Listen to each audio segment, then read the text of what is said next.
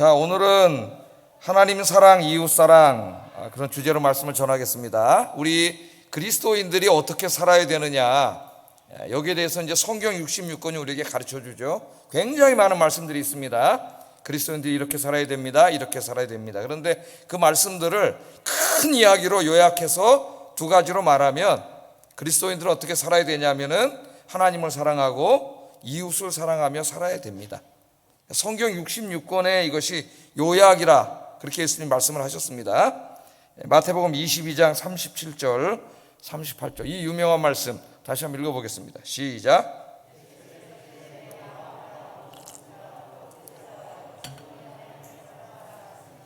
이것이 크고 첫째 되는 계명이요 둘째도 그와 같으니 내 이웃을 내 자신과 같이 사랑하라 하셨으니 이 두 계명이 온 율법과 선지자의 강령이니라. 아멘. 그러니까 성경을 우리가 읽을 때에 이제 우리는 조그만 본문을 읽잖아요, 그렇죠? 그 조그만 본문을 이제 오늘도 그 조그만 본문을 하나 읽었는데, 거기에 보면은 이렇게 살아라 저렇게 살아라 뭐 이런 말씀들이 많이 나와 있어요. 그런 것들이 성경 66권에 굉장히 많이 있는데, 이 말씀들을 이렇게 다 요약해 가지고 두 개로 딱 나누면은 하나님 사랑과 이웃 사랑이에요. 하나님 사랑 안에 굉장히 많은 우리가 지켜야 될 계명들이 있죠. 예를 들면 뭐 하나님을 예배한다거나 하나님의 말씀에 순종해야 된다거나, 우리가 또 거기 몇십 가지 이렇게 많은 계명들이 있고, 또 이웃을 사랑하라는 말씀 속에 구체적으로 들어가면은 굉장히 많은 계명들이 있죠. 그 계명들을 다 이렇게 큰 이야기로 정리하면은 하나님 사랑과 이웃 사랑이라는 거예요. 그래서 오늘 이 사울의 이야기를 우리가 읽을 때에도 한번 이 큰 이제 신학에서는 메타 혹은 메가 내러티브라 그래요. 큰 내러티브.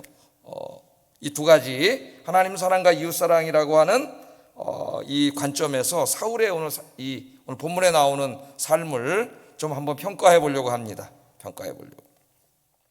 자, 먼저 이웃 사랑이라고 하는 관점에서 한번 오늘 사울의 이 행동을 한번 평가해 보도록 그렇게 하겠습니다. 자, 본문의 배경은 지난주와 계속되는 배경이에요. 블레셋과의 전쟁입니다. 전쟁이 붙었는데 저쪽은 막 군사가 막 10만이 넘고 다 철제 무기로 무장한 블레셋 군인들이, 이렇게 무장한 사람들이고, 여기는 몇 명이에요? 다 도망가고 600명밖에 안 남았어요. 그것도 철로 된 무기를 가진 사람은 두 사람밖에 없어요. 왕하고 왕자하고. 뭐 전쟁 상대가 되지 않는 그런 전쟁인데, 요나단 왕자의 믿음의 행동, 하나님으로 의지하고 믿음으로 행동했잖아요. 하나님의 구원은 사람의 많고 적음에 있지 않다. 우리가 뭐 비록 인간적으로 보면, 군사적으로 보면 상대도 안 되지만은 하나님이 우리와 함께 계시면 이길 수 있다 하는 그런 믿음을 가지고 자기 부하 한 명 데리고 적진에 돌파해서 들어갔죠, 요나단이. 그래서 두 사람이 막 싸워가지고 한 20명 정도를 이제 물리치게 됐는데, 그때 하나님께서 그냥 역사하셔가지고 막 땅을 흔들어 놔서 막 지진이 일어나고, 또 저들의 눈을 어둡게 해서 지네끼리 막 자기 편이 아군인 것 같이 보여가지고 막 자기네들끼리 싸우고, 또 블레셋이 무서워가지고 블레셋 편에 들어가 있던 사람들이 부끄러움을 느끼고 무기를 들고 조국을 해서 싸우게 되고, 또 도망가서 산에 숨어있던 이스라엘 사람들이 창피해가지고 부끄러움을 느끼고 다시 그 무기를 들고 나와서 싸워가지고 이스라엘 군대가 2명이 나갔는데 졸지에 그냥 엄청나게 많은 군대가 됐고, 싸워서 이긴 얘기를 지난주에 공부했습니다. 그래서 이제 막 블레셋 군대가 도망가고 이스라엘 군대가 막 추격을 하고 있었죠. 자, 오늘 본문은 바로 그 이스라엘 군대가 도망가고 있는 블레셋 군대를 추격하는 중에 일어났던 일이에요. 그때 이제 사울 왕이 이상한 명령을 내립니다. 이것을 좀 우리가 한번 오늘 이웃사랑이라고 하는 큰 이 거시적인 이야기 속에서 한번 이 사람의 행동을 한번 오늘 살펴보겠어요. 이 사람이 정말 이웃사랑이라고 하는 하나님의 계명에 부합하게 자기의 구체적인 상황에서 행동했는가, 이걸 좀 한번 살펴보려고 해요. 또 하나는 하나님 사랑이라고 하는 이 큰 하나님의 거대한 명령을 자기의 삶 속에서, 특별한 행동 속에서 실천했는가, 이렇게 두 가지로 오늘 좀 생각을 해봅니다. 자, 이렇게 막 이제 이스라엘 군대가 막 전쟁을 했잖아요. 막 얼마나 힘이 들었겠어요. 힘도 다 빠지고 배도 고프고 막 이런 상황입니다, 지금. 근데 막 이제 추격해 가는데, 사울 왕이 이렇게 보니까 지금 자기 군대들이 막 겁에 질려 있던 사람들이 다 나와서 싸워서 이기고 막 지금 블레셋 군대를 쫓아가고 있거든요. 근데 사울 왕이 그걸 지켜보다가 갑자기 이 사람의 이상한 생각이 들었어요. 그 생각이 뭐냐면은, 야, 지금 저 블레셋 군대를 쫓아가고 있는데, 저거 만약에 쫓아가다 배가 고파가지고 이제 식사 시간을 정해놓고 밥을 먹게 되면은, 그동안에 블레셋 군대가 다 도망가면은 다 못 잡잖아요. 그런 생각이 들어가지고 갑자기 전쟁을 하고 있는 군인들에게 밥을 먹지 못하게 하는 명령을 내려요. 금식을 선포합니다. 금식을. 24절 읽어보겠습니다. 시작.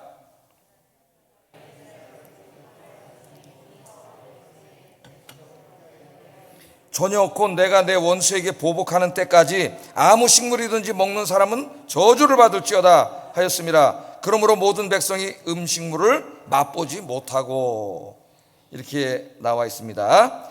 자, 이 사울이 금식을 선포했는데, 이 금식을 선포한 게 언뜻 보면 굉장히 경건한 행동인 것 같아요. 그러나 전혀 그렇지가 않습니다. 오늘 말씀해 보면은 왜 금식을 선포했어요? 오늘 말씀해 보면 어디에 강조점이 있습니까? 색깔이 다르게 돼 있죠. 내가 내 원수에게 보복할 때까지, 이때까지 먹지 말라는 거예요. 아니, 군인들이 밥을 먹어야 싸우지. 밥을 먹어야 힘이 나서 싸우잖아요. 전쟁을 할 때 중요한 게 군량미예요. 군량미, 보급품. 군인들이 나가서 싸울 때 차들이 딱 와서 이 음식을 계속 갖다 공급을 해야 군인들이 밥을 먹고 힘을 내서 싸우는데, 자기 부하들이 지금 목숨을 걸고 싸우고 있지 않습니까? 저쪽은 다 철제 무기로 무장했는데 무장도 안 한 사람들이. 그럼 왕으로서, 지도자로서 어떻게든지 더 좋은 것을 갖다 공급해 줘서 먹게끔 해야 되는데, 이 사람은 지금 자기 부하들에 대한, 백성들에 대한 생각은 1도 없어요. 오직 누구만 생각하고 있어요? 자기 자신만 생각하고 있는 거예요. 자기 자신만. 내가 내 원수에게 보복하는 데까지 밥을 먹지 마라. 어떤 식물도 먹지 마라. 먹는 자는 저주를 받을지어다. 그렇게 이야기한 겁니다. 자, 그래서 이제 이 금식을 선포하고, 먹는 자는 하나님의 저주를 받을 것이라 그러니까 이 군인들이 밥을 먹어야 되는데 밥을 먹을 수가 없습니다. 지금 그런 상황에 처하게 됐어요. 자, 밥을 먹어야 싸우지. 하여튼 근데 밥을 먹으면 저주를 받는다 그러니까 이제 군인들이 밥을 먹을 수 없는 상태가 됐는데, 그렇게 왕이 명령을 내렸으니까 이제 밥을 굶고 계속 싸우고 있는 거예요. 오늘 성경을 계속 보면은 이 군사들이 거의 허기와 탈진 상태에 빠지게 됩니다. 그래서 이제 어느 숲에 들어갔는데 그때 꿀을 발견하게 됐어요. 꿀. 또 거기 하필은 배가 고파 죽겠는데 먹을 게 있는데 꿀이 있는 거예요. 근데 먹을 수 있어요, 없어요? 먹으면 하나님 앞에 저주를 받는다고. 그런데 어떻게 꿀을 먹겠습니까?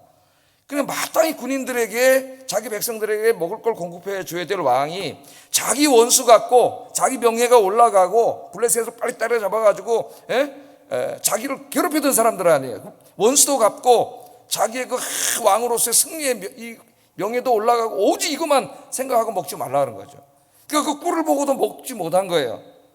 그런데 거기에 어떤 일이 벌어졌냐면은 왕자 요나단이 있었습니다. 그런데 왕자 요나단은 아버지가 그런 명령을 내렸다는 걸 듣지 못했어요. 그러니까 알지 못하는 상태예요. 지금 요나단은 꿀이 있으니까 어떻게 됐어요? 그 꿀을 먹습니다. 요나단이 먹으면 저주를 받는다 그랬는데 요나단은 모르고 먹은 거예요. 먹었더니 힘이 나고 눈이 밝아졌다, 그렇게 얘기를 합니다. 한번 27절 읽어보겠습니다. 시작.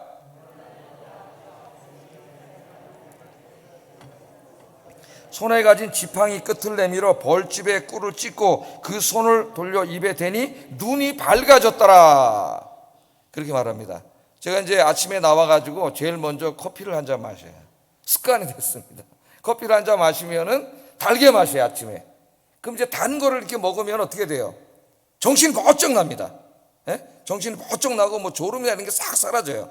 그러니까 당분이 우리에게 그런 것을, 우리 몸을 그렇게 만들어 주죠. 그래서 이제 커피를 한 잔을 먹는 게 습관이 돼서 이만큼 그냥 해가지고 그 커피를 한 잔 마십니다. 제가 생리학적으로 볼 때 사람이 힘든 일로 탈진한 상태에서 음식을 먹지 못하면은 순간적인 저당증이 온다 그래요. 저당증이 올 수 있다 그럽니다. 저당증이 오면 시력이 흐려져서 앞이 뿌옇게 보인다고 의사들이 말해요. 이때 당분을 섭취하면 다시 기력을 회복하게 됩니다. 제가 매일 아침에 체험하고 있어요. 정신이 맑아져요. 그 단 커피를 한 잔 마시면. 그래서 그때 딱 앉아가지고 설교 준비를 하는데 한 3시간 막 하는데 집중이 돼요. 집중이 진짜 잡념이 하나도 안 들고 집중이 돼서 그때 엄청나게 많은 일을 해요. 근데 이제 오후쯤 되면은 이게 확 체력이 떨어져요. 그다음에 이제 피로해지기 시작하고 눈도 침침해지고 그러면은 진짜 몇 시간 앉아 있어도 잘 안 돼. 책도 잘 안 보이고 집중도 안 되고 생각도 안 나고 그냥 앉아 있는데 능률이 떨어져요. 능률이 떨어져요. 자, 아마 요나단이 지금 먹지도 못하고 그러고 있는 상태에서 그 꿀을 보고 꿀을 그냥 찍어서 이렇게 지팡이 끝으로 먹었는데 그게 당분이 들어가가지고 눈이 밝아졌어요. 힘이 나고 요나단이 그런 상태입니다. 그 모습을 보고 군사들이 아이고 왕자님 그거 먹으면 안 되는데 먹으면 안 되는데 왜 먹으면 안 되냐 너희도 먹어라 그랬더니 안 됩니다. 당신 아버지가 저거 먹으면 저주를 받을 것이라고 하나님 앞에 맹세를 했습니다. 먹으면 안 됩니다. 그렇게 말하는 거예요. 군사들은 못 먹는 거예요. 지금 탈진한 상태인데 그거 먹으면 힘이 날 텐데 그것도 하나 못 먹고 있는 거예요. 이 사울한 한 사람 자기만을 생각한 한 지도자의 이 이기적인 그 욕심 때문에 전체 백성들이 지금 굶주리고 있는 겁니다. 자, 28절에 한번 병사들이 요나단에게 알려준 말 한번 읽어보겠습니다. 성경 말씀 그대로 시작.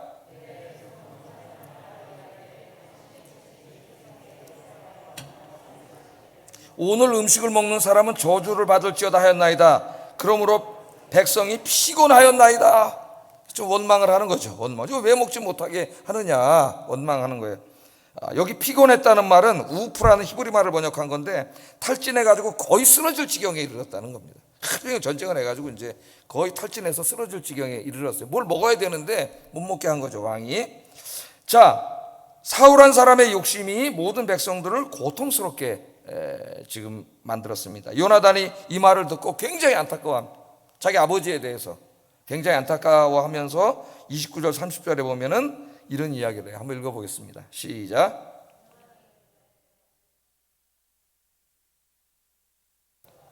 이 꿀 조금을 맛보고도 내 눈이 이렇게 밝아졌거든. 하물며 백성이 오늘 그 대적에게서 탈취하여 얻은 것을 임으로 먹었더라면 블레셋 사람을 살육함이 더욱 많지 아니하였겠느냐.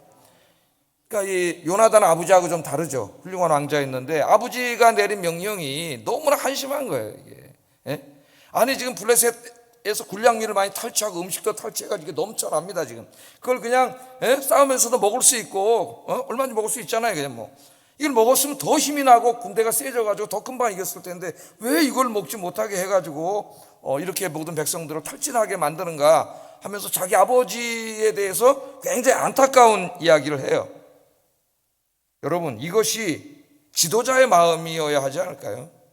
지도자가 자기 일신의 어떤 그런 것을 추구하고 자기 자신 일신의 권력과 평안함을 추구하고 백성들의 삶에는 관심도 없다면은 그런 사람이 지도자가 되면 안 되겠죠. 제가 아까 올라오다 좀 이렇게 임진왜란 글을 잠깐 읽었는데 선조를 읽었어요. 선조가 생각이 나요.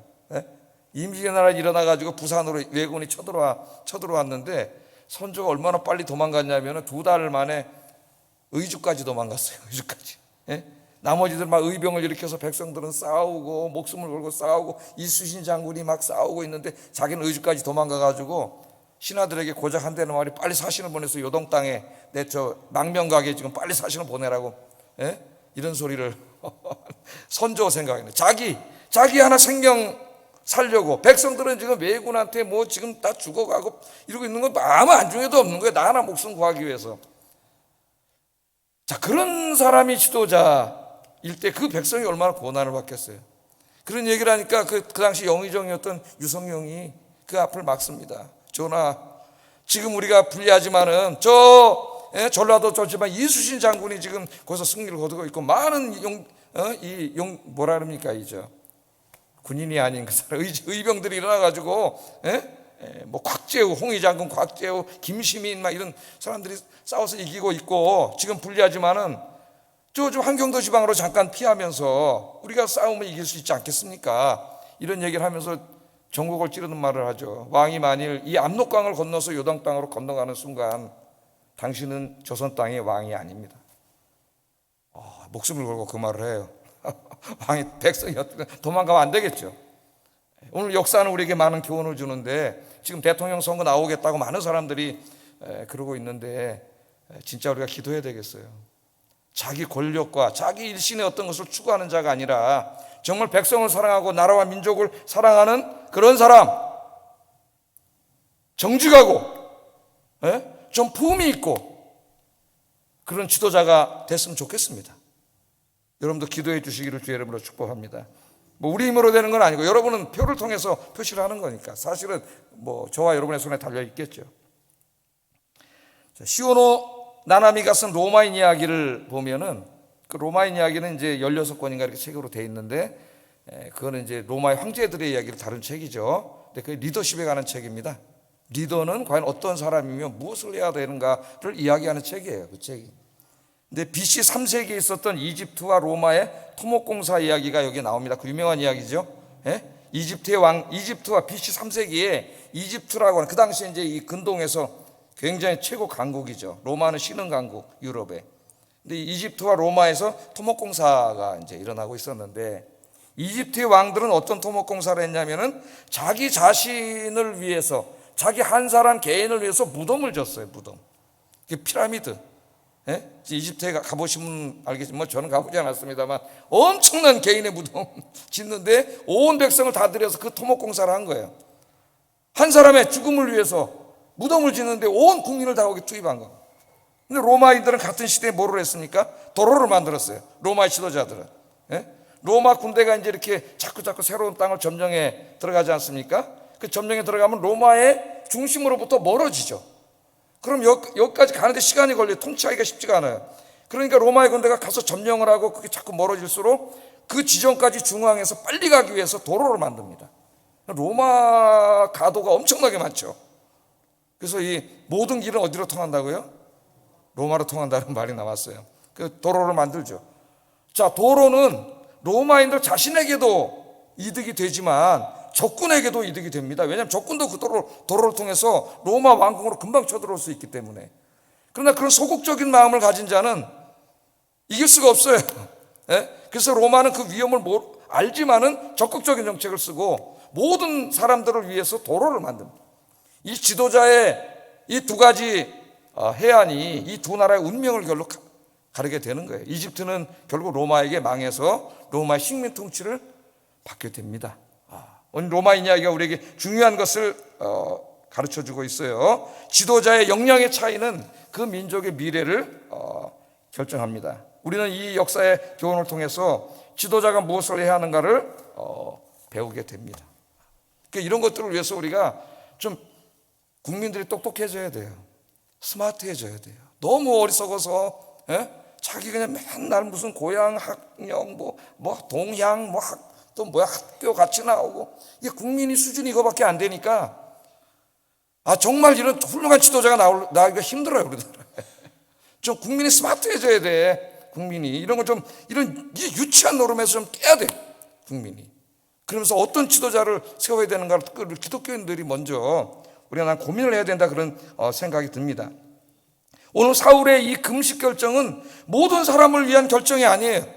모든 백성들, 군인들, 자기 부하들 그들을 위한 결정이 아니잖아요. 그들을 위한 결정을 내리면 더 맛있는 고기를 갖다가 먹이고 밥을 먹이고 힘이 나게 하고 그래야 그게 국민을 위한 결정이지. 오직 자기 한 사람 내 원수를 갚기까지 자기가 블레셋 사람들한테 당했던 수모를 갚고 그러기 위해서 이거를 밥을 먹지 말라 금식하면서 빨리 쳐들어가라 이런 명령을 이 사울이 내리게 됩니다. 우리는 여기서 성령이 떠나버린 사울이 자기밖에 모르는 인간이 되어가고 있다는 것을 알게 돼요. 자기밖에 모르는 사람. 이기주의자죠. 주변에 보면 많은 사람들 우리가 사귀고 만나고 그러는데 정말 자기밖에 모르는 사람이 있어요. 이 사람하고 얘기하고 이렇게 행동하다 보면은 이 사람은 다른 사람의 안중에도 없습니다. 말과 행동과 모든 것이 전부 자기 위주로 돼야 돼요. 자기 위주로. 그럼 주변에 있는 사람들이 다 힘들어요. 그런 사람들 피하죠. 저쪽에서 오면 이쪽 길로 가버려요. 만나기도 싫어. 얘기도 얼굴도 섞기 싫어가지고 일로 가버리죠. 여러분 그런 사람들이 가정에서 다른 사람을 얼마나 힘들게 하겠어요. 교회 오면 교회를 얼마나 힘들게 하겠어요. 제가 이 사울과 같은 사람 이렇게 생각하면서 준비하면서 그 옛날에 제가 한번 말씀드린 적이 있는 것 같은데 그 장영이 이제 고인이 되셨죠. 서강대학 영문학 교수였다가 이제 고인이 되셨는데 그분의 수필집에 나오는 이야기가 생각이 나요. 어느 날 이제 그 영문학과를 졸업한 제자 여학생 한 사람이 결혼을 하게 됐다고 하면서 결혼할 남자친구를 데려와 가지고 인사를 시켜서 그 근처 나가서 이제 식사를 하게 됐다는데, 식사를 하는데 그 당시에는 이제 에어컨이 막 식당마다 있을 때가 아닙니다. 지금 다 있지만 선풍기 옛날 다 생각나시죠? 선풍기들은 빙 돌아가면서 이제 이렇게 하는데, 선풍기를 이제 이렇게 조그만 선풍기를 책상에 놓고 이제 밥을 먹으려고 하는데 얘가 거의 남자애가 무의식적으로 선풍기를 자기 쪽으로 딱 방향을 틀더니 딱 고정을 시켜 놓더라는 거예요. 근데 얘는 무의식 중에 그런 거예요. 그러니까 더우니까, 여름에 더우니까 셋이 밥을 먹는데 자기 여자친구하고 자기하고, 선생님이잖아요, 이 여자친구의 선생님, 교수님하고 밥을 먹는데 이 선풍기를 그냥 거의 무의식 중에 이렇게 딱 해서 고정시켜 놓고 바람이 샥 나오면 아무렇지도 않다듯이 밥을 먹더라는 거예요. 그러니까 장영 교수님이 가슴이 철렁했대요. 철렁. 얘는 자기밖에 모르는 애구나. 큰일 났다 이거. 그래서 이 결혼을 말리고 싶었대요. 하지 말라고. 그 애 하나의 행동에 걔가 어떤 애인가가 다 나타나는 거예요, 여기에. 이거 결혼해봐야 얘는 불행해져요. 이거 자기밖에 모르는 인간이거든. 그러나 뭐 이제 결혼하겠다고 인사온 졸업생 제자에게 결혼하지 말라고 할 수도 없고, 그래서 그냥 걱정을 하고 있었는데 아니나 다를까 2, 3년 후에 연락이 들려오는데 이 결혼이 깨져서 이혼을 했답니다. 나중에 이야기를 들어보니까 이 남자애는 진짜 자기밖에 모르는 애예요. 자기 아내의 삶에는 안중에도 없어. 모든 걸 자기 위주로 생각하고 자기 위주로 행동하고 자기가 다 해야 되는 거니까 도저히 같이 살 수가 없어요. 그래서 가정이 깨졌다는 거예요. 여러분, 우리 그리스도인들이 이렇게 이기적인 사람이 돼서는 안 됩니다.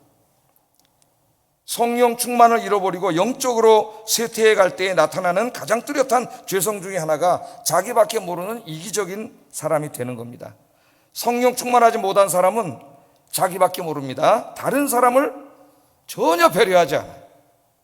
모든 것을 자기 위주로 생각하고 자기 위주로 판단하고 자기 위주로 결정합니다.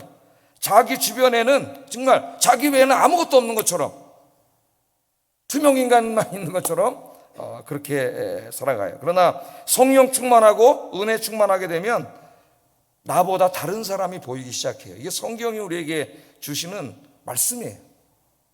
내가 성령 충만하고 은혜 충만하잖아요. 그럼 다른 사람이 보이기 시작해요.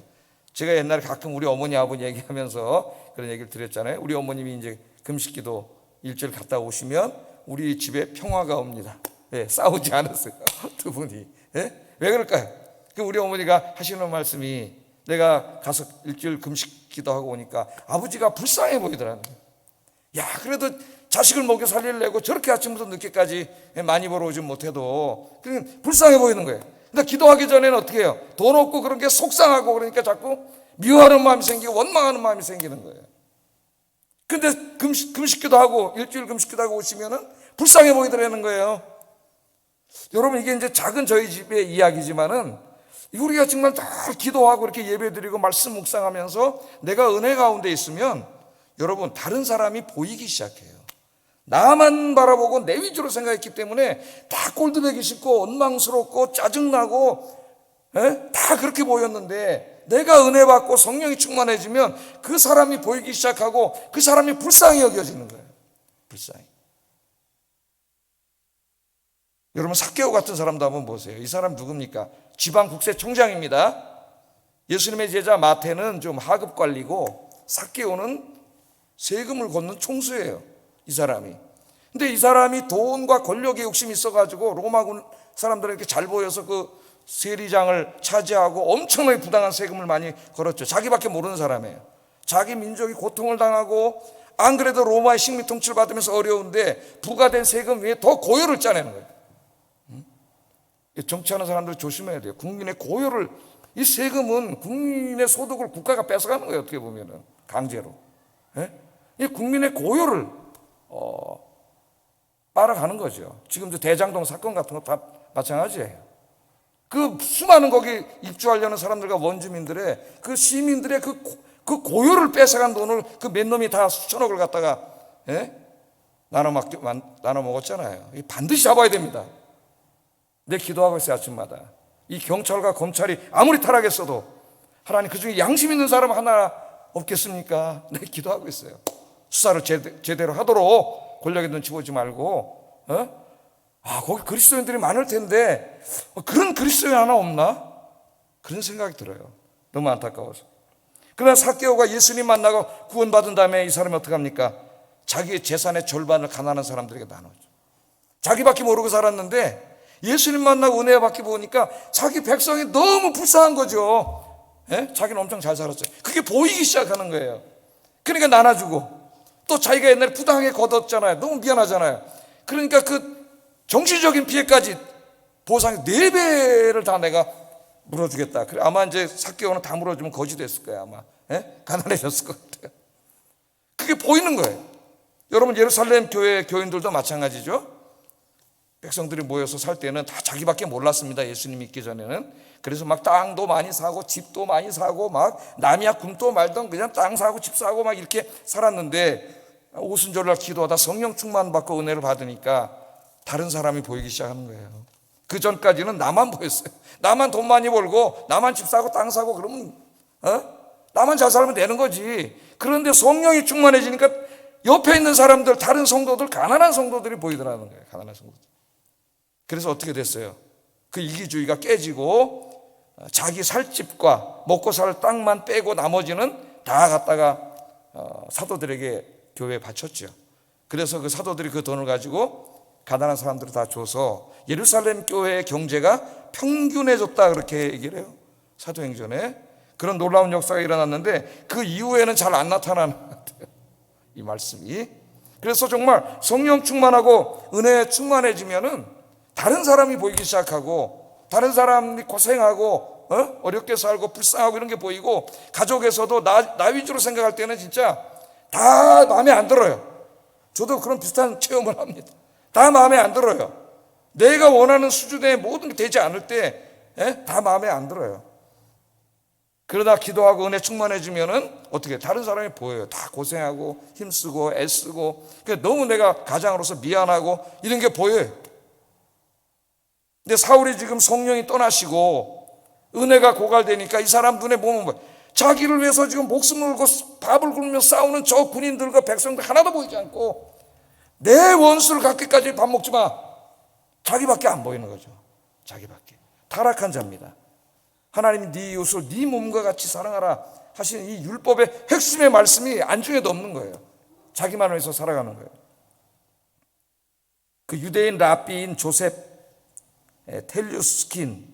텔류스킨이라고 하는 사람이 쓴 죽기 전에 한 번은 유대인을 만나라 그런 책이 있습니다. 365일에서 하루하루 이렇게 묵상하도록 되어 있는 그런 책인데, 이 책에서 텔류스킨은 배우자를 고를 때 가장 먼저 고려해야 될 점을 우리에게 이야기해 주는데, 그게 뭐냐면은 친절함입니다. 친절함. 그러니까 사람 됨됨이를 볼 때 우리가 볼 게 많지만 뭐 한두 가지 봐서는 안 되겠죠. 그러나 그것을 하나 다 보여주는 하나의 행동이 있다면은 타인에 대한 친절함이라는 거예요. 친절함. 그러면서 이 책에 보면 창세기 24장 이야기를 합니다. 창세기 24장에 이제 아브라함이 이삭을 낳은 후에 이삭이 40이 되도록 장가를 못 갔죠. 그래서 이제 자기 종을 자기 고향 땅으로 보냈어요. 고향 땅으로 보내면서 맹세를 하게 합니다. 반드시 고향 땅, 내가 살던 고향 땅에 가서 거기서 이삭의 아내, 내 며느리감을 데리고 와야 된다. 그리고는 어떤 사람을 데리고 오라는 얘기를 하나도 안 해줬어요. 내 고향 땅에 가서 고향 사람 데리고 와야 된다, 그 얘기만 했지 아무 얘기도 안 했어요. 그러니까 이제 종이 굉장히 충실한 종이기 때문에 낙타를 10마리 끌고 이제 주인의 명령을 받아서 이제 가가지고 또 나홀성에 드디어 이제 아브라함이 살던 고향에 도착을 했어요, 이 사람이. 근데 막막한 거예요. 하나도 아는 사람도 없고, 그 내 주인이 이렇게까지 맹세를 하면서 부탁을 했는데, 이제 이거 정말 하나님 잘 믿고 이런 사람 데려가야 되는데 어떤 여인을 데려가야 되는가, 너무나 막막하니까 어떤 기준을 세워야 되는가 막막했어요. 그래서 기도하는 내용이 창세기 24장 14절에 나옵니다. 한번 이 유대인들이 성경을 얼마나 통찰력 있게 해석하는지 한번 읽어보겠어요. 시작.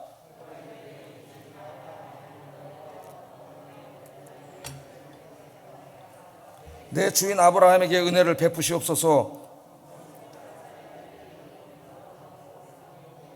내가 우물 곁에 서 있다가 한 소녀에게 이르기를 청하건대 너는 물동이를 기울여 나로 마시게 하라 하리니 그의 대답이 마시라 내가 당신의 낙타에게도 마시게 하리라 하면 그는 주께서 주의 종 이삭을 위해 정하신 자라 이로 말미암아 주께서 내 주인에게 은혜 베푸심을 내가 알겠나이다.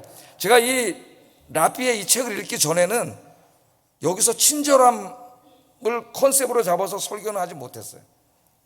그런데 이 랍비들의 성경 읽기 방식을 보고 그 다음부터 창세기 해석을 바꿨습니다. 여기. 자, 지금 이 사람이 자기 종의 며느리감 이삭의 부인을 찾는데 그 어떤 사람을 기준으로 세웠어요. 이제 우물가에 있는데 여기 물 기르러 올 거다 이게 여성들이. 그러니까 물 기르러 오는데 보니까 우물은 저 밑에 있어요. 그 내려가서 기러 와야 돼. 그 물을 길었을 때 내가 나 마실 물을 좀 주십시오. 낯선 사람이잖아요. 쉬운 게 아닙니다. 낯선 사람의 여인이 물을 준다는 게. 그때 먹을 물을 줄 뿐만 아니라 내 낙타들에게도 물을 먹여준다면은 나는 그 사람을 하나님이 택하신 사람으로 여기겠습니다. 이 얘기를 하는 거예요. 그 여기 지금 이 사람의 핵심으로 본 게 뭐예요? 친절함이에요. 친절함. 타인에 대한, 낯선 사람에 대한 친절함.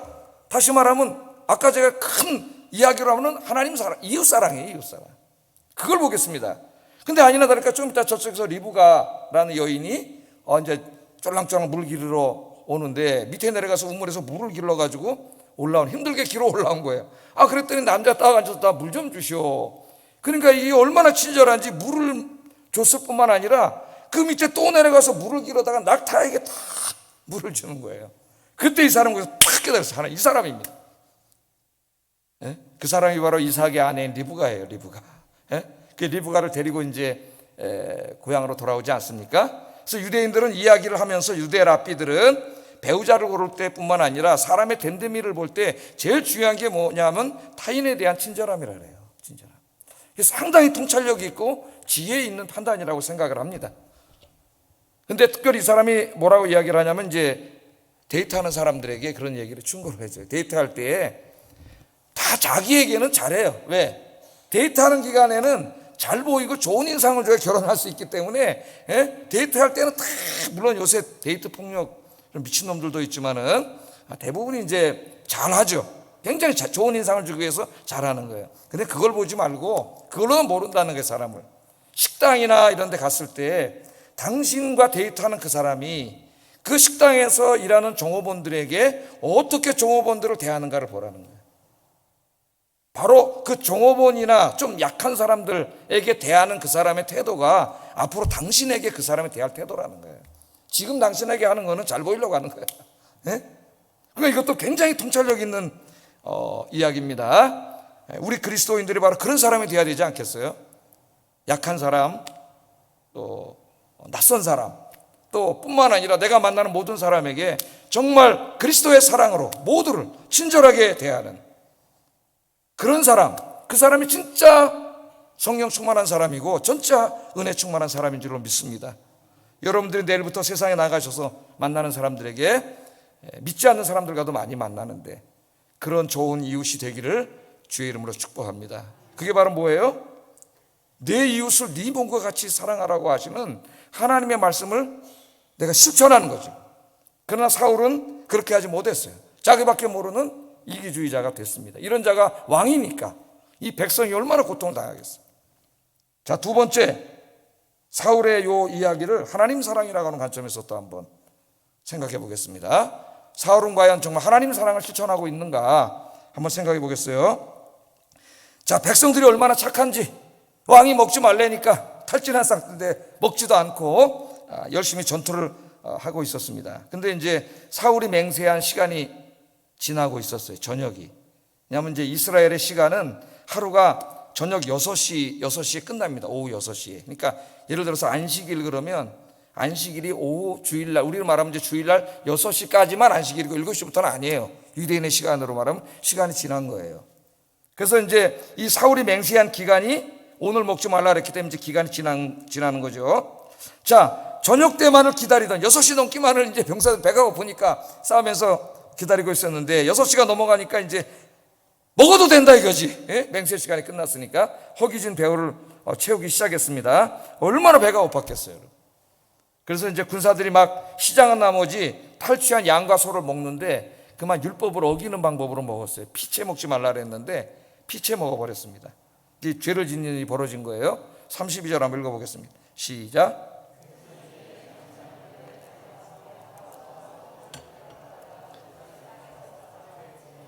네, 이런 행동은 피채 먹지 말라 그러기 때문에 아무리 배가 고파도 피채 먹으면 안 되는 거예요. 그러나 사울 왕이 너무나 이 사람들을 굶겨놨기 때문에 죄를 짓게 만든 게 사울 왕이죠. 사실은 백성들 죄를 짓게 해서. 그러나 아무리 사울 왕 때문에 배가 고팠다 먹었다 하더라도 그걸 먹고 죄를 지은 건 자기 책임입니다. 자기 책임이에요. 예. 자, 그래서 하여튼 이렇게 이제 하나님의 율법을 어기고 먹게 되었어요. 그랬더니 이 소식을 듣고 사울 왕이 겁이 났어요. 뭐가 겁이 났느냐? 야, 내 백성들이 저 율법을 어기고 지금 피채 고기를 먹었다 이거죠. 하나님이 나한테 벌을 내리면 어떡하지? 그렇게 생각을 했어요. 그래서 여기 보면은 여호와 앞에 제단을 쌓고 제사를 지내, 예배를, 우리 말하면 이제 예배를 드리는 내용이 나와요. 35절 한번 읽어보겠습니다. 시작. 그는 그가 여호와를 위하여 처음 쌓은 제단이었더라. 그런데 이 35절을 읽어보면은 이 사울 왕이 제단을 쌓는 것을 상당히 부정적인 뉘앙스로 이야기를 해요. 예배를 드리는데 사울 왕이 처음 쌓는 제단이었다는 거예요. 그러니까 이제 사무엘하고 같이 있을 때는 사무엘에게 이끌려서 암몬하고 이길 때 이제 제단을 쌓고 예배를 드리고 그랬는데 자기가 왕이 돼서 스스로 판단하게 되었을 때는 예배를 드리지 않은 거예요. 이게 지금 처음 예배를 드린 거라요. 2년이 지나도록 예배를 드리지 않았어요. 하나님 앞에 제단을 쌓지 않았어요. 그러니까 사울은 왕이 된 다음에 권력이 안정되어 감에 따라 그가 정말 제일 소중하게 여겨야 될 걸 안 한 거예요. 예배를 소홀히 한 거예요. 그의 인생에 뭐가 제일 중요해요? 가장 중요한 걸 소홀히 한 거예요. 어리석은 사람들이 있습니다. 우리 인생을 살아가는데 제일 소중하고 중요한 게 뭐예요? 하나님을 예배하는 거예요. 그런데 세상 일이 바쁨을 핑계대고 자기 인생에 제일 중요한 예배를 소홀히 하는 이런 한심한 사람들이 있어요. 그 예배를 소홀히 하면 어떻게 돼요? 예배를 잘 드려야, 그 예배를 드리는 것이 하나님 사랑의 가장 중요한 부분인데 그거보다 더 소중한 일이 어디 있으며 그거보다 더 긴급한 일이 어디 있습니까? 그런데 사울 왕은 2년 동안 바쁨을 핑계대고 예배를 소홀히 했어요. 예배를 소홀히 하면은 그 사람의 인생이 무너져요. 모든 게 다. 그 사람이 어떻게 하나님의 복을 받겠어요? 자, 처음 쌓는 제단인데 그것도 회개하고 이제 내가 이러면 안 되지. 하나님의 은혜가 큰데 감사하는 예배를 드려야지. 이렇게 예배를 드린 게 아니야, 이 사람이. 이 예배조차도 뭐예요? 처음 드리는 예배인데도 벌 받을까봐 예배를 드린 거예요. 벌 받을까봐. 누구를 위해서 예배를 드린 거예요? 자기를 위해서 예배를 드린 거예요. 자기를 위해서. 여러분, 예배 드리는 것이 중요하죠. 그러나 예배 드리는 것만큼 중요한 게 예배 드리는 사람의 마음, 동기가 중요한 겁니다. 그렇다고 믿음은 없는데 목사님 설교를 듣고 내가 예배 드려야지 그리고 억지로 와서 앉아 있어도 괜찮습니다. 그다음 믿음이 생기면 이제 감사하는 마음으로 드리겠죠. 안 드리는 것보단 낫지만, 그러나 예배를 드릴 때 정말 중요한 게 뭐냐면은 그 예배 드리는 사람, 내가 예배를 드림으로 하나님 앞에 복을 받고 또 자기 위주로 생각하는 거죠. 그건 올바른 예배가 아니에요. 예배는 하나님이 나에게 베풀어 주신 은혜에 감사하면서 나의 전인격과 모든 것을 하나님 앞에 헌신하여 드리는 감사의 제물로 드리는 게 예배예요. 예배는 하나님께 드리는 거예요. 하나님을 위한 거지 나를 위한 게 아니에요. 여러분, 여기 예배는 하나님께 드리는 거예요. 우리가 내가 뭘 복을 받기 위해서 예배를 드리는 게 아니에요. 그러면 이 예배는 수단이 돼요. 하나님이 수단이 돼버려요. 여러분의 복을 이루기 위한 수단이 된다니까 예배가. 그럼 타락한 예배가 돼요. 예배는 하나님의 은혜에 감사해서 나의 모든 전인격을 하나님께 감사의 제물로 드리는 게 예배예요. 그래서 예배의 제일 중요한 첫 번째는 드림이에요. 드림, 감사의 드림. 여러분의 걸 드리는 거예요. 여러분의 몸을 드리고 시간을 드리고 건강을 드리고 재능을 드리고 물질을 드리고 다 드리는 거예요. 복은 그 다음 문제입니다. 그러면 복은 하나님이 알아서 주시는 거예요. 내가 복을 받으려고 예배를 드리면 안 돼요. 하나님의 은혜 감사해서 드려야지. 그런데 오늘 이 예배조차도 이 사울은 자기를 위해서 드린 거예요. 벌 받아 죽을까 봐. 그렇게 예배를 드렸습니다. 여러분의 예배는 늘 정말 하나님의 감사, 그 은혜에 감사하고, 그래서 하나님 앞에 나와서 나의 모든 것을 다 드려 하나님 앞에 예배 드리는 그런 진정한 살아있는 산 제사가 되시기를 주의 이름으로 축복합니다. 그러나 이 예배는 구약 성경을 우리가 계속 읽어보면은 이스라엘에 계속되는 문제가 돼요. 왜? 나중에 다 예배가 어떻게 돼요? 형식화되잖아요. 껍데기만 남았어요. 몸은 와서 성전에 와 있지만은 마음은 딴 데 가 있고, 그 마음 속에는 하나님이 아니라 세상으로 가득 차 있어요. 예? 그냥 교회 안 가자니 좀 찝찝해. 그래서 교회 나오게 돼. 물론 하여튼 나오는 게 더 중요합니다. 안 나오는 것보다는. 그런 자세는 나왔더라도 나오세요. 그러나 여러분의 예배를 위해서 기도하세요. 내 예배가 정말 주님의 은혜에 감사해서 나를 위해서 드리는 게 아니라 하나님께 감사해서 내 모든 것을 드리는 진짜 산제사가 되게 해달라고, 그래 기도하시는 여러분 되길 주의 이름으로 축복합니다. 예배가 하도 타락하다 보니까 하나님이 사도행전 15장에 보면 내가 다윗의 무너진 장막을 다시 세우며 다윗이 드린 예배를 그리워한다고 하나님 말씀을 하세요. 사도행전 15장 16절 한번 읽어보겠습니다. 시작.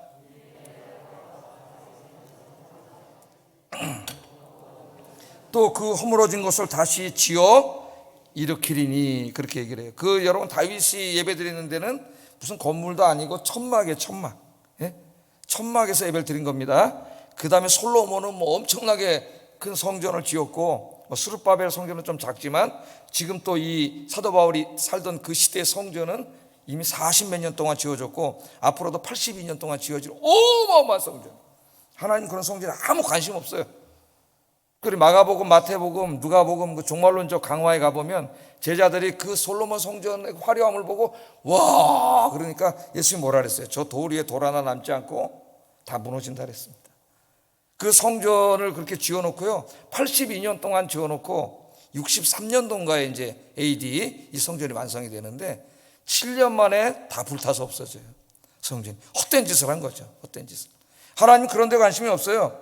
그냥 그 천막에서 예배드리는 다윗의 예배를 그리워하고 있어요. 왜 그럴까요? 다윗이 어떤 사람? 예배하는 자예요. 그러나 하나님은 너무나 사랑하는 자. 성가대를 4천이나 만들어서 360을 아침 저녁으로 악기를 운영하면서 하나님을 찬양하고 예배하는 것을 자기 인생의 최고로 여기던 사람. 예? 그런 예배를 하나님이 원하신다는 거예요. 그러니까 그런 예배를 드리는 게 그렇게 드물다는 거지. 여러분의 예배가 이런 예배가 되기를 주의 이름으로 축복합니다. 그게 하나님을 사랑하는 거예요. 기도하겠습니다. 자, 말씀을 생각하면서 두 가지를 우리 기도하겠습니다. 첫째는 이웃사랑이라는 관점에서 항상 성령 은혜 충만하여 자기밖에 모르는 이기적인 사람이 아니라 다른 사람을 존중하고 배려하는 성숙한 그리스도인이 되게 하소서. 두 번째, 나의 예배가 단순한 종교 행위가 아니라 살아계신 하나님께 나의 전인격을 드리는 감사와 헌신의 산 제사가 되게 하소서. 기도하겠습니다.